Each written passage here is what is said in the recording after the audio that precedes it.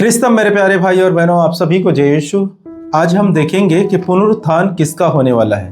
देखिए, पिछले वीडियो में हमने देखे कि पुनरुत्थान जो शब्द है या पुनरुत्थान जो होने वाला है वो सभी व्यक्ति का नहीं होने वाला है, सभी व्यक्ति का नहीं होगा, क्योंकि परमेश्वर के वचन से हमने देखा और सीखा कि सभी व्यक्ति का पुनरुत्थान नहीं होने वाला है। तो आज हम देखेंगे किस व्यक्ति का पुनरुत्थान होगा और किस व्यक्ति का पुनरुत्थान नहीं होगा। ये हम आज परमेश्वर के वचन से थोड़ा देर मनन चिंतन करेंगे। तो इसे समझने से पहले सबसे पहले हमें ये समझना पड़ेगा कि पुनरुत्थान और पुनर्जीवन ये दोनों अलग अलग है। इस दोनों को मिक्स नहीं कर सकते। अगर मिक्स करते हैं वो अज्ञानी लोग हैं, जिनके पास ज्ञान नहीं है, ज्ञान के अभाव है। ऐसे लोग क्या किए हैं, नहीं समझ पा रहे हैं और दोनों बातों को एक कर दिए हैं। जैसे लाजरुस प्रभु यीशु मसीह से पहले जी उठे, लेकिन उसे पुनरुत्थान नहीं कहते, उन्हें क्या कहते हैं, पुनर्जीवन कहते हैं। वो जी उठे इस प्रकार से कहते हैं। और उसके बाद प्रभु यीशु मसीह मरने के बाद तीसरे दिन जी उठे, लेकिन उसका क्या बोलते हैं, पुनरुत्थान सन या त्योहार मनाते हैं। इसे भी पुनर्जीवन नहीं कहते। क्यों नहीं कहते? क्योंकि इसका पुनरुत्थान हुआ है और लाजरुस का पुनर्जीवन हुआ था। तो इसी प्रकार मेरे प्रिय, ये दोनों जो बातें हैं वो अलग अलग हैं, दोनों बातों को एक नहीं कर सकते। और बहुत सारे लोग हैं जो इसे नहीं समझ पाते और इस दोनों को मिक्स करके विश्वासियों के पास पेश करते हैं। देखिए, प्रभु यीशु मसीह का पुनरुत्थान हुआ है तो हम सब जो प्रभु यीशु मसीह में विश्वास करते हैं उन सभी विश्वासी गण का पुनरुत्थान होगा। इस प्रकार से इन सभी बातों को मिक्स करके मिर्ची मसाला लगा के विश्वासियों के पास पेश करते हैं और विश्वासी उसे मान जाते हैं। भोले भाले विश्वासी उसे मानकर सच मान लेते हैं और उसी के अनुसार चलते हैं। लेकिन आज मैं बताऊंगा कि किन व्यक्तियों का पुनरुत्थान होगा, किस व्यक्ति का नहीं होगा।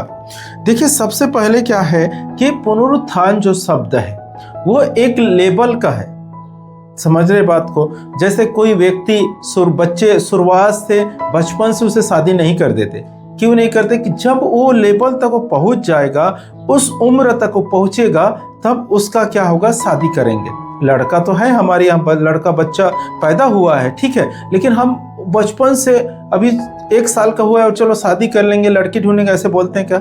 नहीं बोलते। क्यों नहीं बोलते हैं? क्योंकि वो लेवल तक वो नहीं पहुंचा है, उस योग्य वो उसको बनना पड़ेगा, तब क्या करेंगे, उसके शादी होगा। तो उसी प्रकार ये जो पुनरुत्थान जो शब्द है वो है मेरे प्रियो, कि उस लेवल तक अगर पहुंच जाओगे तब तुम्हारा पुनरुत्थान होगा।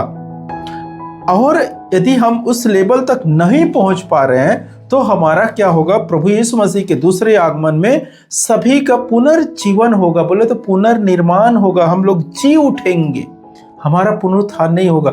पुनरुत्थान किसका होगा? कि वे व्यक्तियों का जो जिसके अंदर डर नहीं है। देखिए, एक चीज को आपको केयर करना है और समझना है कि पुनरुत्थान किस व्यक्ति के अंदर किस व्यक्तियों को होने वाला है। ये आप ध्यान पूर्वक सुनना। देखिए, पुनरुत्थान का जो समय है या होने वाला है वो किस व्यक्ति का होगा? कि जिस व्यक्ति के अंदर डर नहीं है, जिस व्यक्ति के अंदर भय नहीं है, जिस व्यक्तियों को अंदर से डर बिल्कुल खत्म हो चुके, निकल गए। ना ही वो मृत्यु को डरते हैं, ना ही दुनिया को डर रहे हैं, ना ही किसी बातों के लिए नहीं डरते, सांप बिच्छू या कोई भी चीजों को वो नहीं डरते। कहने करते क्या, उसके अंदर से जो डर अंधकार निकल चुका है, वो व्यक्तियों का प्रभु यीशु मसीह के दूसरे आगमन में पुनरुत्थान होगा। जैसे संत लोग हैं, संत पौलुस को देखिए, जब टापू में वो फंसे थे, डूब गए नाव में, तो जब बाहर निकले वो लोगों ने तो आग जलाकर क्या कर रहे थे, वो अपने आप को गर्मी दे रहे थे। तो संत पौलुस भी लकड़ी का एक गट्ठा लेकर ला रहे थे, तो उसके हाथ में सांप चलने लगा। तो वो उसको क्या कर, डर के भाग गए क्या संत पौलुस? नहीं, उसे क्या कर, ऐसा उसको पकड़ के फेंक दिए। तो इस प्रकार से हम किसी भी चीजों से अगर नहीं डरते हैं, न सांप, न बिच्छू, न इस दुनिया के ताकत, न अंधकार से, न मृत्यु से, किसी भी चीज से जो व्यक्ति नहीं डरता है, उस व्यक्ति का पुनरुत्थान होने वाला है, चाहे वो कोई भी व्यक्ति हो।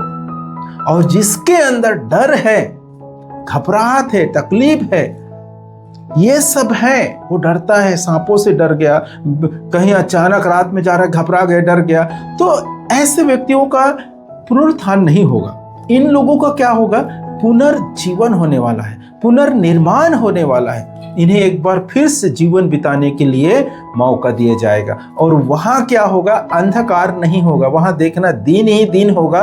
वहाँ तुम लोगों को जीवन बिताने का मौका मिलेगा। तब तुम्हारे अंदर से ये जो डर है नहीं निकल पा रहे, वो वहाँ जाकर निकलेगा। समझ रहे बातों को? वहां जाकर तुम्हारे अंदर से जो डर बैठा है, मेरे अंदर से डर बैठा हुआ है, वो निकालने के लिए प्रभु यीशु मसीह एक जीवन में और हमें ले जाना चाहता है, ले जाएगा। जहां अंधकार होगा ही नहीं, वहां अंधकार नहीं होगा, मतलब रात नहीं होगा, लेकिन वहां सांप होगा, बिच्छू होगा, शेर होगा, भालू होगा, वहां सब प्रकार के प्राणी होगा, लेकिन वो कुछ हानि नहीं करेंगे, कुछ भी हानि नहीं करेंगे। वो सांपों के साथ आप खेलेंगे, बिच्छुओं को पकड़कर ऐसे उछालेंगे, वाघ के साथ आप मस्ती करेंगे, उसमें बैठ जाएंगे, सो जाएंगे, लेकिन वो लोग कुछ नहीं करेंगे। वो लोग भी क्या करेंगे, हाँ, जैसे कि क्या बोलते हैं, बैल भूसा खाते हैं, मिट्टी खाते हैं, इस प्रकार से वो काम करेंगे। वो लोग मांसाहारी नहीं रहेंगे, भूसा खाएंगे, पानी पिएंगे, चारा खाएंगे, हरियाली जो पेड़ पौधों का जो पत्ता है उनको खाएंगे वो लोग।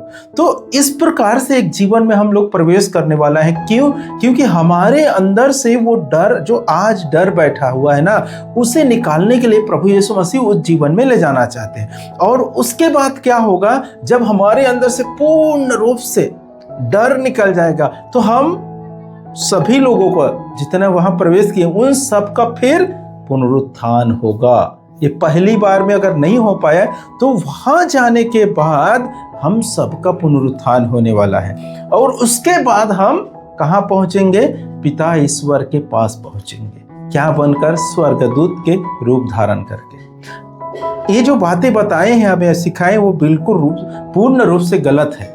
कौन सी बातें हमको सिखाए कि प्रभु यीशु मसीह के दूसरे आगमन में हम सबका पुनरुत्थान होगा। प्रभु यीशु मसीह के दूसरे आगमन में क्या होगा, हम सबको स्वर्गदूत के रूप धारण करेंगे, स्वर्गदूत बन जाएंगे। ये गलत है मेरे प्रिय। वो व्यक्तियों का पुनरुत्थान होगा, वे व्यक्ति स्वर्गदूत के रूप धारण करेंगे जिसके अंदर डर नहीं है, बिल्कुल कोई भी चीजों के लिए डर नहीं है, वो घबराते नहीं है।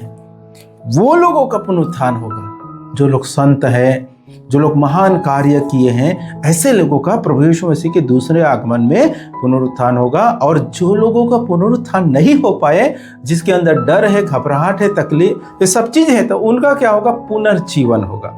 वो लोग फिर से जी उठेंगे, और जी उठने के बाद एक नया शरीर धारण कर अपने परिवारों के साथ प्रभु यीशु मसीह के जो नया सृष्टि है, कहने का अर्थ है जो स्वर्ग राज है, वहां प्रवेश करेंगे और एक जीवन फिर से बिताएंगे।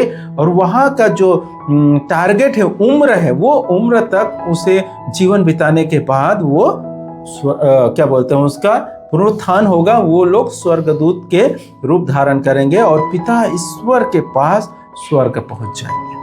ठीक है, तो इस प्रकार से इस वीडियो के माध्यम से हम समझ गए हैं कि किस लोगों का पुनरुत्थान होगा और किन लोगों का पुनर्जीवन होने वाला है। तो मेरे प्यारे भाई और बहनों, इस वीडियो को यहीं तक रखते हैं। अगले वीडियो में हम फिर जल्द से जल्द मिलेंगे। तब तक के लिए आप सभी को जय यीशु